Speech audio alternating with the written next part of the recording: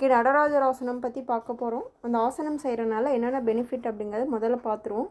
நம்ம மனசை வந்து ஒருநிலைப்படுத்துறதுக்கும் நம்மளோட மார்பு பகுதி தசைகளை வந்து விரிவடைய செய்யும்போது தான் நம்மளால் ஒரு நார்மல் ப்ரீத்திங் பண்ண முடியும். நம்மளோட கால்களுக்கும் கணுக்கால்களுக்கும் ஒரு ஸ்ட்ரென்த்து கொடுக்கறதுக்கும் நம்மளோட வெயிட்டை வந்து ரெடியூஸ் பண்ணுறதுக்கும் ஸ்பைன் ஸ்கின் தைக்கு வந்து ஒரு நல்ல எக்ஸசைஸ்ன்னு சொல்லலாம். எப்படி செய்கிறதுன்னு பார்க்கலாம் வாங்க.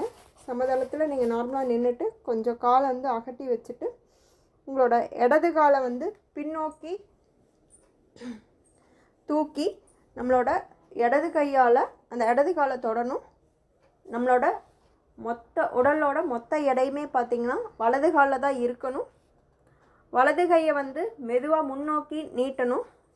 நம்மளோட கண் பார்வை வந்து பார்த்திங்கன்னா வலது கையோட விரலை நோக்கி தான் இருக்கணும். விரலை பார்க்குற மாதிரி